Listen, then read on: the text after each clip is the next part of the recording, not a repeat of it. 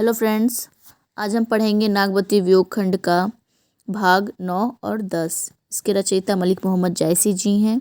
नागवती वियोग खंड जो है कि महाकाव्य से लिया गया है। ठीक है, तो इसके बारे में हम लोग पढ़ते हैं। 9वें पंक्ति में अगहन महीने का वर्णन किया गया है कि किस प्रकार नागमती अगहन का जो माह चलता है उसमें अपने विरह को व्यक्त करती हैं। ठीक है, अगहन दिवस घटा निसी वाढ़ी, दूभर रैनी जाई किमी गाढ़ी। अगहन के महीने में दिन छोटा और रात बड़ी होने लगती है, अतः अब रात दो गुना हो गया है। विरह के कारण रात काटना मुश्किल सी हो रही है। अब यही विरह दिवस भा राती, जरो विरह जस दीपक बाती। दिन भी रात की तरह अंधकारमय हो गया है और मैं रात दिन दीपक की तरह जलती रहती हूँ। कांपे हिया जनावे सियु, तो पे जाई होई संग पियू। मेरा हृदय कांप रहा है, मैं कैसे सोऊं, और यह शीतलता तभी दूर हो सकती है जब मेरे प्रिय मेरे साथ हो। घर घर चीर रचे सब काहू, मोर रूपी रंग लेगा नाहू। घर घर में स्त्री वस्त्र पहनकर खूब सज संवर रही हैं, श्रृंगार कर रही हैं, किंतु मैं अपना रूप रंग कैसे सजाऊं। मेरा रूप रंग तो मेरे स्वामी लेकर चले गए हैं, अर्थात मेरे स्वामी के बिना मेरा सौंदर्य बेकार है, मेरा सजना संवरना बेकार है। पलटी न बहुरा गा जो बिछोई, अबहू फिरे फिरे रंग सोई। मेरे स्वामी जो एक बार बिछड़ गए तो फिर वापस लौटकर नहीं आए। यदि वे अभी भी लौटकर आ जाएंगे तो मेरा रंग रूप पहले की तरह हो जाएगा।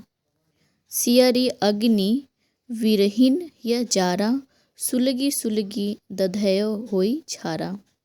विरह से मेरा हृदय वज्र के समान अग्नि में जल रहा है और धीरे धीरे जल कर वह राख होता जा रहा है। यह दुख दगध न जाने कंतु, जोबन जन्म करे भसवंतु। मेरे स्वामी विरह के दास के इस दुख को नहीं जान पा रहे हैं। इसमें मेरा यौवन और जीवन दोनों ही नष्ट हो रहा है।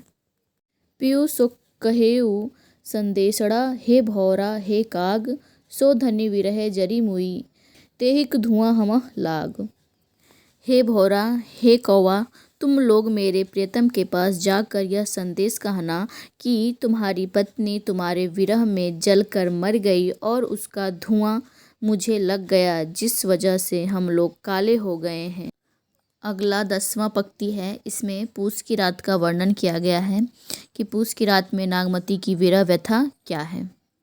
पूस जाड़ थर थर तन कांपा, सुरूज जड़ाई लंक दिसी तापा।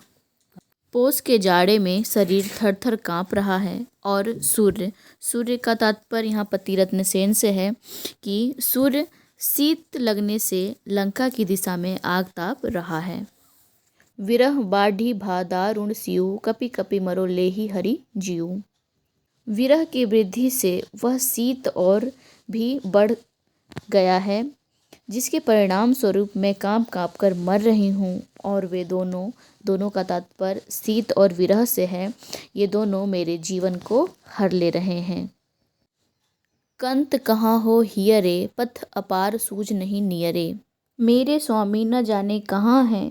यदि वे मेरे पास होते तो मैं उनके गले से चिपक कर शीत से मुक्ति पा लेती, और उन तक पहुँचने का मार्ग भी अपार है। मुझे तो निकट की भी वस्तु दिखाई नहीं पड़ती। सौर सुवेती आवे जुड़ी, जारहु सेज हिवंचल बुड़ी।